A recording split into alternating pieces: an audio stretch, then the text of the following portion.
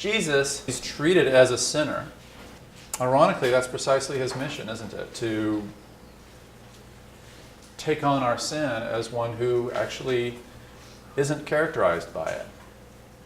So either way, the cross is the cross of a priest. Either a false and rejected and corrupt one or the true one. And that sets us up to talk about the first theory of atonement that I want to show you. Atonement as sacrifice, or atonement as reparation. Now you know what reparations are because you've studied history, right? After World War I, the Entente confronted the Alliance and said, you Germans and the like, you broke Europe. And if you break it, you need to fix it. You need to set things right. So you owe us damages for World War I. Reparations are damages. And according to this theory of atonement, Jesus is the damages. He pays the damages. Sin is regarded as essentially guilt. Instead of the Germans and company breaking Europe, though, it's we who broke the universe. We rebelled against God and God's rule, and we set creation down a path of destruction. And so we're treated as guilty of that infraction. And as a result, what is grace going to be? Grace is going to be the forgiveness that atones for guilt. And you're thinking, duh, I knew that. I mean, you might be thinking, I've heard this every week in youth group or in church or wherever in my Christian school. Well, okay, that just means this has been the theory of atonement that you have been most deeply exposed to. When we look at alternative theories of atonement, watch, and you'll see that sin looks differently when atonement is understood to work differently. I'll give you some illustrations, some pop culture illustrations. The first is the Mel Gibson movie called The Passion of the Christ. My colleague here in New Testament, Bruce Fisk, was invited to an advanced screening of it. Now, he's a New Testament scholar who studies the historical context of the New Testament, and he said, crucifixion is brutal, but it's not quite that brutal. He said, I was really amazed that Jesus was still alive to be crucified after the way he was treated leading up to it. Now, why is the question? Why does a depiction of the Passion of the Christ so stress the trauma of his passion? The structure of the Passion of the Christ is the 14 stations of the cross. Anybody traveled the 14 stations of the cross during Lent? Yeah, some of you have. Those are 14 moments in the way of the cross, from being handed over by Pilate to being buried. And along the way, in those 14 stations, Jesus falls while he's carrying the cross on the way to Golgotha. He falls. Anybody remember, those of you maybe who've done this or who've seen the movie enough times that you remember? How many times does Jesus fall? 3. Huh? The 3. 3. Yeah, that's right. He falls 3 times. How many times does he fall in the Gospels? Once.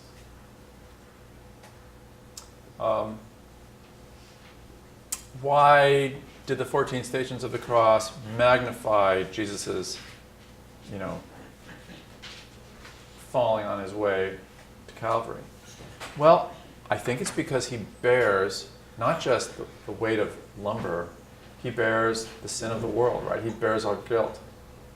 I'll show you an icon next time of the crucifixion where the cross is bending. The horizontal beam is bending under the weight of Jesus. And it's a visual way of depicting that on Jesus is placed our sin. This is Christ, the man of sorrows. He just looks horrible. As I show you other pictures, you're going to see a different take on the crucifixion. One really lovely interpretive move here is that you see both the cross and the tomb. He's actually in the tomb, descending, showing his wounds, showing the crown of thorns. There's an atonement theory underneath this portrayal. they're not being dishonest. They're not misrepresenting the passion. They're interpreting the passion. They're giving you an atonement theory in the way that they portray the event. The Eastern Orthodox Church doesn't portray Jesus this way because they think the Western Church, both Protestant and Catholic, overdoes the crucifixion and underdoes the resurrection. So when I show you pictures from the Eastern Orthodox tradition, they'll look markedly different because they have a different depiction of the battle plan. To them, the battle plan looks a little different.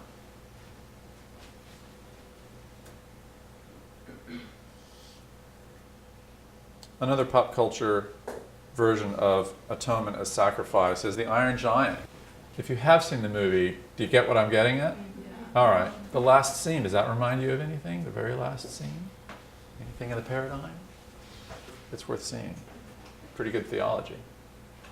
Michael Shermer would say that's a Messiah myth. Okay. Or maybe the Messiah myth taps into something true. Where do you see this theory? You see it in Catholicism.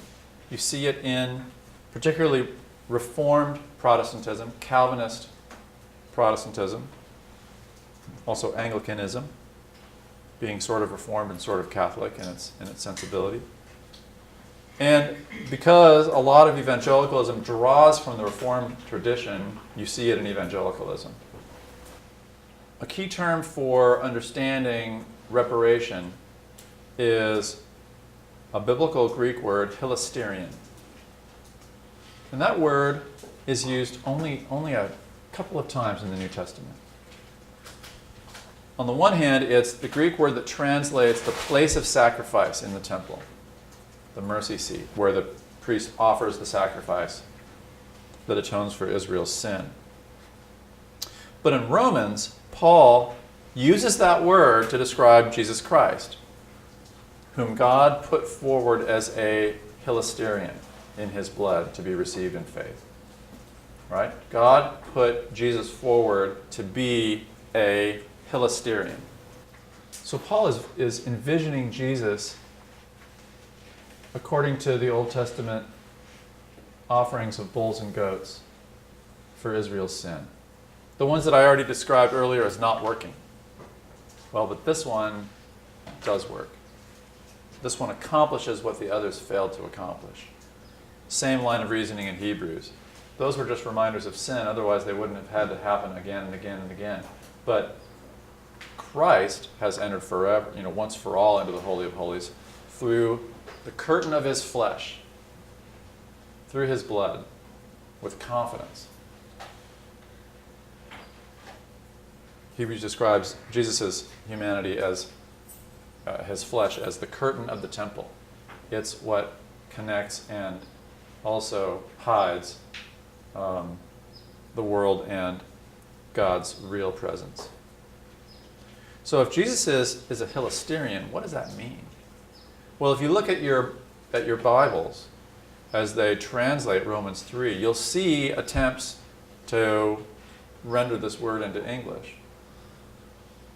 The King James describes or translates the word propitiation. God put Jesus forward as a propitiation in his blood.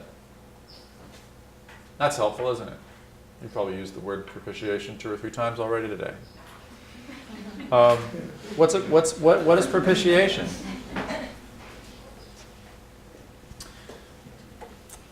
The Revised Standard Version describes Jesus as an expiation. God put Jesus forward as an expiation to be received in faith. That's much better, isn't it?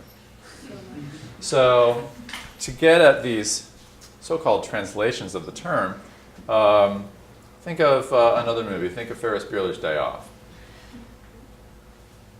More deep theology coming your way here. And say you're Cameron, and you've just kind of totaled your dad's Ferrari.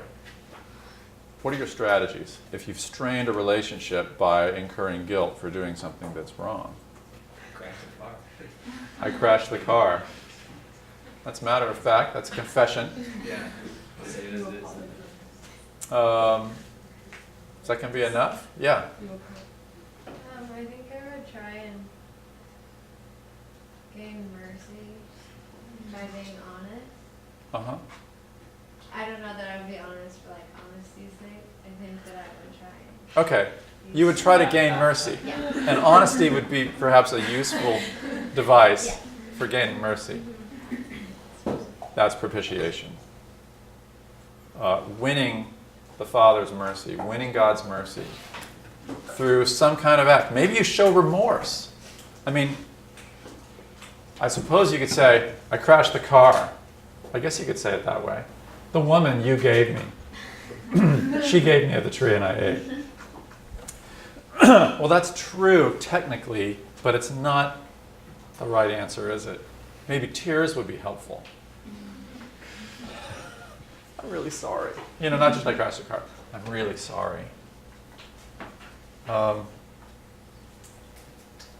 That's propitiation. In which case, the Hilasterian here is Jesus overcoming the wrath of God, overcoming the alienating shame that rests on sinners. Okay, that's a propitiatory atonement theory. What else could you do? Buy a new one. Yeah, you could replace you could pay the damages, right? So Cameron could just buy Dad a new Ferrari. Not so much. Maybe on an installment plan. Might take a while. That would be expiation. All right, repayment. So think of propitiation as appeasing God and restoring the relationship through appeasement. Think of expiation as repaying God and restoring the relationship by satisfying the debt.